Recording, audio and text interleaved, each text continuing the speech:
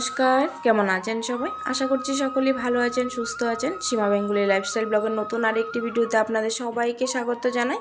এই মুহূর্তে যে যেখান থেকে ব্লগটি দেখছেন সবাইকে সাথে নিয়ে ব্লগটি শুরু করছি। আশা রাখছি ভালো লাগবে। আজকে বিকালবেলা ব্লগটি শুরু করছি। সারাদিন কোনো ব্লগ শেয়ার করিনি, আর ভাবলাম যে বিকালবেলা একটু বাড়ির পরিবেশটা একটু তুলে ধরি। খুব সুন্দর লাগে, গাছটা ফুলগুলো ফুটেছে।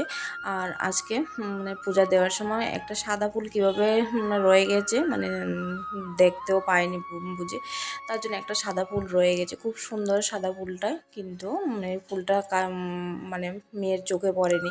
আজ পুজোটা মেয়ে দিয়েছে আর কি, তার জন্য ফুলটা নিতেও ভুলে গেছে। সুন্দর একটা ফুল মিস হয়ে গেল আর কি, ভগবানের চরণে যেতে পারেনি। আচ্ছা, যাই হোক। আর সামনেই তো চৈত্র মাস, চৈত্র মাস না, চৈত্র সংক্রান্তির সামনে চৈত্র সংক্রান্তি, তার জন্য কিছু ধোয়া কাচা করতে হয়। আর সমস্ত কিছু একা হাতে একদিনে সমস্ত কিছু ধোয়া কাচা করা তো আমার পক্ষে সম্ভব হয় না। তার জন্য এক এক করে কম কম করে আর কি একটু ধোয়া কাচা করে নিলাম।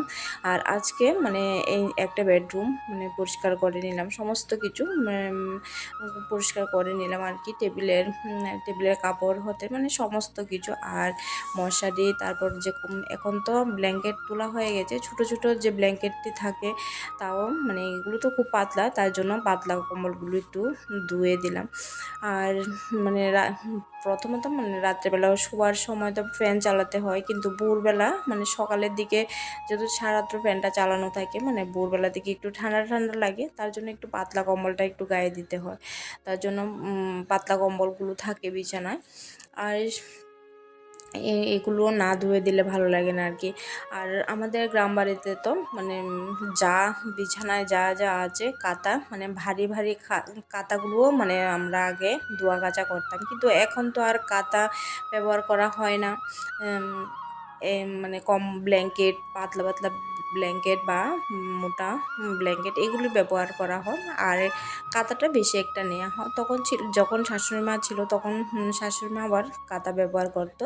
আর এখন আমি কাঁথাটা ব্যবহার করি না, কারণ আমার কাঁথা সেলাতে পারি না, যে এমন না, সেলাতে পারি, কিন্তু কাঁথাটা আমার বেশি একটা ভালো লাগে না, তার জন্য কাঁথাটা আমি ব্যবহার করিও না। আর ছেলেমেয়েরা যখন গায়ে দিবে পাতলা পাতলা ব্ল্যাঙ্কেটে রেখে দিই, ওরা তখন এগুলি গায়ে দিয়ে নেয় আর কি। আর কাঁথাটা আমার কাছে বেশি একটা ভালো লাগে না।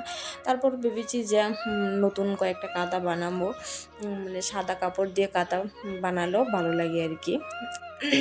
দেখি কখন কি করব, সময় পাই না। আর এখন যেহেতু আপনাদের সাথে একটা ভিডিও প্রত্যেকদিন একটা ভিডিও শেয়ার করি, সময়টা যেমন পাই না, কেমন করে যে সময়টা চলে যায় নিজেও পাই না। প্রথম যখন আমি কোনো কাজ সোশ্যাল মিডিয়া কোনো কাজ করতাম না, তখন ভাবতাম যে সময়টা বের হয় না, সময়টা যায় না, একটু বোর হয়ে যায় বাড়িতে। কিন্তু এখন আমি শ্বাস ফেলানোর যেমন একটা টাইম পাই না আর কি।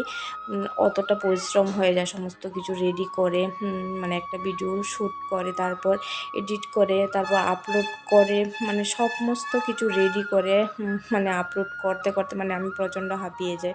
তারপর তো সংসারে কাজকর্ম আছে, যাই হোক, সমস্ত কিছু নিয়েই চলছে আর কি। যেহেতু এখন কাজ করছি, এই কাজটা তো আমাকে কাজের মধ্যে তো আমাকে একটু সময় দিতে হবে, তাই না? তাই সমস্ত কিছু একাই সেরে নিতে হয় আর কি। তাই এক এক করে সমস্ত কিছু করে নিয়েছি। আজ একটা বিছানা পরিষ্কার করে নিলাম, কাল আরেকটা করব, এমন করতে করতে। আর আজ হচ্ছে বাসন্তী পূজা, আজকে ষষ্ঠী, ষষ্ঠী পূজা আর কি। আর আমাদের আশ্রমে বাসন্তী পূজা হয়। ভাবছি যে বাসন্তী পূজাটা এবার আপনাদের সাথে শেয়ার করব। আর সন্ধ্যায় এবার বাসন্তী পূজায় মনে হয় না আমি যেতে পারবো, কারণ শারীরিক সমস্যার কারণে আমি যেতে পারবো না।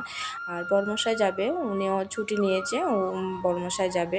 আর বিকালে আশ্রমে যাওয়ার কথা আছে। দুপুরবেলা মাকে নিয়ে এসেছে, কিন্তু সন্ধ্যাবেলা যাবে জল ভরার জন্য। তো সন্ধ্যাবেলায় জল ভরতে যাবে, বলেছে যাবে। তারপর আমি বড়মশাইকে বললাম যে যখন তুমি যাবে আমার জন্য কিছু ভিডিও করে নিয়ে আসো, আমি একটু মানে আমার বন্ধুদের সাথে শেয়ার করব আর কি। দেখি কি করা যায়, মানে অনেক করে তো বললাম, কেমন করে ভিডিও করে আনে দেখা যাক। আর এখন আমি সমস্ত কাজ বাজ মানে বিছানাটা গুছিয়ে এখন ঘরটর ঝাড়ু দিয়ে নিচ্ছে। এখন প্রায় বিকেল হয়ে গেছে, বিকেল প্রায় 4টার মতন বাজে, কিন্তু বাইরে এখনও রৌদ্র রয়েছে। মানে সূর্য এখনও অস্ত যায়নি, কিন্তু এখনও প্রচণ্ড রৌদ্র রয়েছে আর প্রচণ্ড গরম, কি আর বলবো। আর ফ্যানের তলা থেকে একটু সরে আসলে মানে ঘেমে একদম অস্থির হয়ে যায়। যাই হোক, তারপরও কাজ তো করতে হবে, সমস্ত কিছু ঝাড় দিয়ে নিচ্ছি। আর প্রচণ্ড বাতাস, আর বাতাসে না মানে সকাল বিকাল দুপুর এই ঘরের সামনে জায়গাটা ঝাড়ু না দিলে ভালো লাগে না। মানে সব ধুলা যেমন ঘরে চলে যায়, যতবার বাইরে আসি পায়ে একটু বালু লাগলে ভালো লাগে না। মানে দুপুরে সকালবেলা তো দেয় হয়, তারপর দুপুরবেলা একবার দিই, আবার বিকালবেলা আবার একটু না দিলেও ভালো লাগে না। আর ঝাড়টার দিয়ে তারপর ভেবেছি যে একটু একটু বেরোনোর কথা আছে, দেখি কোথাও বেরোতে পারি কি না, সমস্ত কিছুই আপনাদের সাথে শেয়ার করব। আর আজকে সারাদিন আপনারা কী করলেন অবশ্যই জানাবেন। আর চৈত্র সংক্রান্তি দোয়া কাছে কি শুরু করে দিয়েছেন নাকি এখনও না অনেকে করেই ফেলেছেন, না এখনও শুরু করেননি, অবশ্যই জানাবেন। আর আজকে মানে রান্নাবান্না কোনো কিছুই শেয়ার করিনি, শুধু মানে বিকালের একটু সময় আপনাদের সাথে শেয়ার করলাম। এই তো এখন মার কাছে চলে এসছে, বর্মশাইকে বললাম যে একটু ভিডিও করতে, ঠিকই আমার কথা রেখেছে।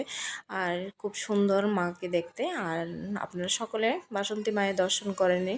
আর এই বাসন্তী পুজোয় আমাদের আশ্রমে, আর এই আশ্রমটা আর এই জায়গাটা অনেকটা বড়, অনেক বড় জায়গা, অনেক ফাঁকা এখন রাত্রেবেলা, যেহেতু রাত্রেবেলা ফাঁকা, বেশি লোকজন নেই এবং লোকজন নেই, কিন্তু কালকে থেকে মানে এই জায়গা দেয়া যায় না আর কি, প্রচণ্ড লোক আসে। আর এখন মানে জল ভরতে গিয়েছে, আর এই নদীতে গঙ্গা মাকে মানিয়ে জল নিয়ে আসবে আর কি। আর ঘট বসানোর জন্য যে জলটা, তা তো নদী থেকে আনতে হয়, সকলে মিলে গিয়ে মানে নদী থেকে গঙ্গা মাকে মানিয়ে তারপর জল নিয়ে এসে তারপর মায়ের কাছে ঘট স্থাপন করবে আর কি। আর অনেক রাত্রেবেলায় একটু মানে অন্ধকার অন্ধকার হয়ে গেছে। আর এখন হচ্ছে মানে বেল গাছের তলায় ষষ্ঠী পুজো হচ্ছে মায়ের। সন্ধ্যায় এখন এখন সন্ধ্যা নয়, এখন প্রায় রাত্রে 7টা 8টা নাগাদ, জানি না কখন হয়েছে, যেহেতু বড়মশাই ডিউটি করেছে, উনি তো বাড়িতে আস্তে আস্তে প্রায় 10টা বেজে গেছে। আর ষষ্ঠী পুজোটাও হয়ে গেছে, কমপ্লিট হয়ে গেছে, তারপর বাড়িতে এসেছি আর কি। এটা হচ্ছে মানে আপনারা তো দেখেছেন যে আমি এখানে শিব চতুর্দশীর সময় এসে বাবা ভোলানাথের মাথায় জল ঢেলেছিলাম। আর এই মন্দিরে এসেছিলাম আর কি, প্রত্যেক সময় তো এখানেই আসে। এটা হচ্ছে আমাদের বোলাগিরি আশ্রম আর কি, এই আশ্রমেরই দীক্ষিত আমরা। আর এই আশ্রমে কিন্তু মানে এই মন্দিরে পুজোটো মানে বাসন্তী পূজা বা দুর্গা পূজাটা অনুষ্ঠিত হয় আর কি। কালকে মহাসপ্তমীর কিছু দৃশ্য আপনাদের সাথে তুলে ধরার চেষ্টা করব। আর আজকে মায়ের দর্শন করতে করতে এখন আসি, আবার দেখা হবে কালকে নতুন একটা ভিডিওতে। ততক্ষণ সকলে ভালো থাকবেন, সুস্থ থাকবেন, দেখা হচ্ছে নেক্সট ব্লগে।